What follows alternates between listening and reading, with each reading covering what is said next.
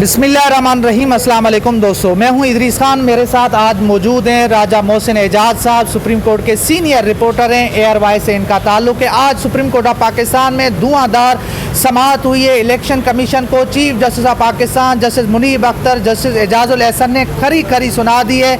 Justice Munib Akhtar का ये कहना है कि आईन पाकिस्तान इलेक्शन कमीशन की जागीर नहीं है, ये जो है अवाम पाकिस्तान की मिल्कियत है।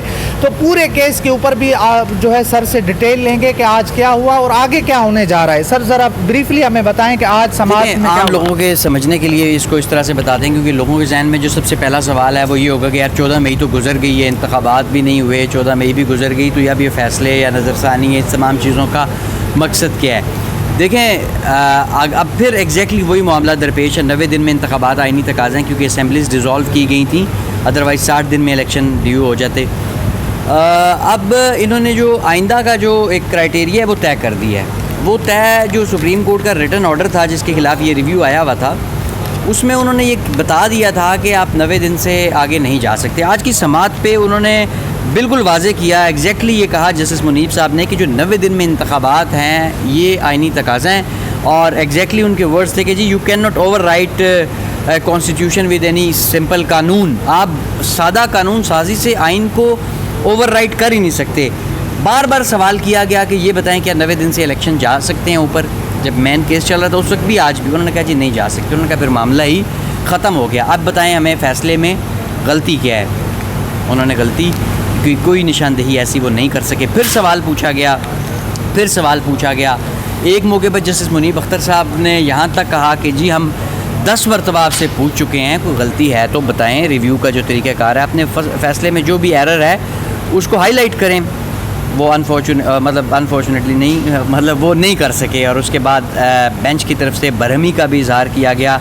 एक मौके पर उन्होंने आइन का आर्टिकल 222 पढ़ना चाहा, तो इस पर जस्टिस मुनीब साहब ने कहा कि जी हमने आइन भी पढ़ा हुआ है, आइन का आर्टिकल 222 भी पढ़ा हुआ है, हमने सारा कुछ पढ़ा हुआ है। यानी इलेक्शन कमीशन आइन जजेस को पढ़ा रही थी। आइन बिल्कुल ऐसे ही है। उन्होंने कहा कि जी आप हमें ये ना बताएं, हमने आइन पढ़ा हुआ है, आप अपने नुक्ते पर आ जाएं।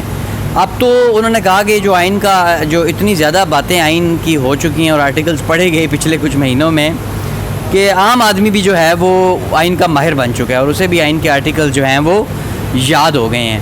और शदीद बरहमी का बार बार इजहार किया गया। एक मौके पर यह कहा गया कि जो आइन की तशरीह करना है ये इख्तियार इलेक्शन कमीशन ऑफ पाकिस्तान का नहीं है, ये इख्तियार सुप्रीम कोर्ट ऑफ पाकिस्तान का है। सुप्रीम कोर्ट ने आइन की तशरीह करनी है, आप अपने तौर पर उसकी तशरीह नहीं कर सकते। लेट्स से आपने 90 दिन से आगे इलेक्शन लेकर भी जाना है तो उसका भी एक तरीक़ाकार इस रिटन ऑर्डर में सुप्रीम कोर्ट ऑफ पाकिस्तान ने बता दिया, क्योंकि आइन की तशरीह करने का इख्तियार क्योंकि सुप्रीम कोर्ट के पास है। तो उन्होंने तरीका, आपने भी डिटेल जजमेंट पढ़ी होगी, उसमें ये था कि आपने जो इलेक्शन अगर आगे लेके जाने हैं तो आपने वजूहात सुप्रीम कोर्ट ऑफ पाकिस्तान में आकर बतानी है और उसके बाद सुप्रीम कोर्ट ऑफ पाकिस्तान से आपने डेक्लेरेशन लेना है कि जी इन वजूहात की बिना पे एक सर्टन टाइम जो भी है, यानी आर्टिकल 254 की भी थोड़ी तशरीह कर दी गई थी। सर अब इन आइन शिकनों के ख़िलाफ़ कोई कार्रवाई होगी या फिर नहीं, या मामला यहीं पे दब जाएगा? देखें चाचर साहब, मसला ये है कि ये तो था इलेक्शन कमीशन का रिव्यू। मेन जो मरकज़ी केस है वो तो अभी भी सुप्रीम कोर्ट ऑफ पाकिस्तान में चल रहा है, जिसकी चैम्बर में भी समातें होती थी, जिसके लिए यहाँ पे गवर्नर स्टेट बैंक भी आए थे, जिसके लिए सेक्रेटरी ख़जाना भी आए थे, जिसमें बार बार हिदायत दी जाती रही थी, जिसका आज भी हवाला दिया गया कि इलेक्शन कमीशन आप तो कहते थे कि हमें फ़ंड्स दें और सिक्योरिटी दें, हम इलेक्शन करवा सकते हैं। तो आपने ये अब आपके सामने, अब आप कुछ और बातें कर रहे हैं और आप सुप्रीम कोर्ट ऑफ पाकिस्तान को क्या समझते हैं? आप क्या ये समझ रहे हैं कि आप जो बातें पहले यहाँ पे करके गए हैं वो हम भूल चुके हैं, वो बातें हमें याद नहीं हैं? ऐसे ना करें, ऐसे मामलात नहीं चलते। बार बार ये कहा गया कि जी ये ओवर राइट नहीं किया जा सकता। आप ये नहीं कह सकते कि जी हमने इलेक्शन करवाना है इस वजह से नहीं हो सकता, तो आप पूरे आइन के बाकी जो आर्टिकल्स हैं उन्हें ओवर राइट कर दें, ये मुमकिन नहीं है। और आइन की जो इलेक्शन की जो एक गिवन टाइम फ्रेम है वो बड़ा वाज़ेह है और उससे बाहर। मगर उसके बाद बंदियाल साहब बिल्कुल बैठ भी तो गए थे ना सर, दब गए थे, दबाव था या जो भी आप कहें। देखें उनका काम था फ़ैसला देना, उन्होंने फ़ैसला दे दिया था। अब फ़ैसले पर अमल दरामद नहीं हुआ तो उन पर भी आज उसके हवाले से भी एक बड़ा वाज़ेह जस्टिस मुनीब साहब के रिमार्क से उन्होंने कहा कि आइन किसी की जागीर नहीं है और जब आइनी खिलाफ वर्जी होगी तो सुप्रीम कोर्ट ऑफ पाकिस्तान जो है वो मतलब supreme court of Pakistan action में आएगी। और देखें इलेक्शन कमीशन के पास अब यहाँ पे कोई देखने को फोर्स है कि वो अपनी फैसलों पर अमल दरामद भी कराए। मगर तौहीन अदालत की कार्रवाई तो बनती थी, तौहीन अदालत की कार्रवाई बनती थी। देखें वो मरकज़ी केस अभी भी मौजूद है और इसका तो बेहतर जवाब चीफ जस्टिस ऑफ पाकिस्तान ही बता सकते हैं कि क्यों नहीं कार्रवाई की गई। लेकिन अपेरेंटली लगता ये है कि शायद जो उस वक्त हालात बन चुके थे, जो कन्फ्रंटेशन हो चुकी थी, जिस इदारे आमने सामने आ चुके थे, election commission, supreme court election commission orders मान नहीं रहा था उस तरीके से। कभी कहते थे फ़ंड्स दे दें, कभी कहते थे सिक्योरिटी दे दें, आखिर में इलेक्शन भी नहीं हुए।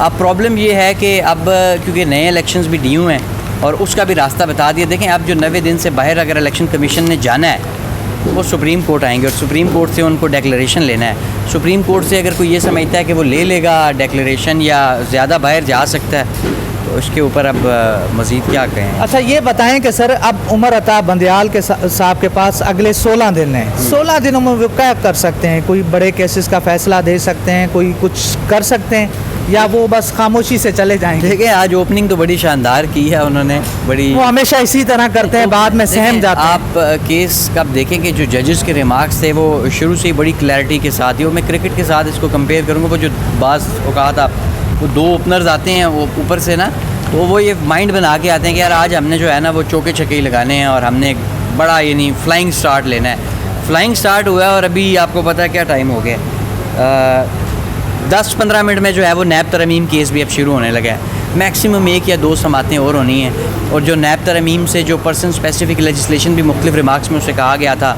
तो ये जो तमाम लोग नैब तरमीम की वजह से बच निकले थे उनके लिए ख़तरे की घंटी है। शायद उस केस में नहीं तो इस केस में पकड़े जाएं। और एक जो इम्पोर्टेंट चीज़ है, जो अहम नुक्ता था कि उनका तलाक माजी से किया गया था। सिर्फ सुप्रीम कोर्ट अगर लेट से इतना ही कह देती है कि जी ये तलाक माजी से नहीं होगा तो फिर बहुत मसाइल हो जाएंगे, फिर बड़े मसाइल होंगे। अच्छा सर ये बताएं कि सुप्रीम कोर्ट ऑफ पाकिस्तान पे पूरी कौम की नज़रें हैं। एक मुल्क का मकबूल लीडर, एक मकबूल पार्टी, जिस तरह आपको पता है कि उनके साथ जो सलूक किया जा रहा है, जिस तरह से जो चीज़ें मुल्क में हो रही हैं, एक हाई कोर्ट साथ है जो वहाँ पर तमाशा लगता है, वो भी आपके सामने। तो supreme court of Pakistan Imran Khan को कोई रिलीफ दे सकती है आने वाले दिनों में?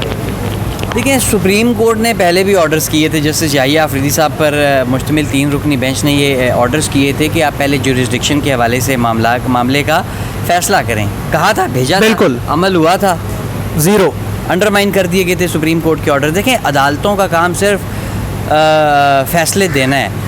अब ये कभी भी नहीं हो सकता, ये कभी भी नहीं हो सकता कि अदालत कैसे, देखें अगर आप नहीं मानेंगे इसका मतलब है कि आइन या कानून को अगर तस्लीम नहीं किया जा रहा तो फिर मतलब फिर पीछे क्या रह गया। और मेरे ख्याल में अदालतें अपने फ़ैसले दे रही हैं, अब उन पे ऊपर इंशाल्लाह अमल दरामद भी हो ही जाएगा। चलें sir, thank you very much, आपने डिटेल से हमें चीज़ें बताई हैं, थैंक यू वेरी मच।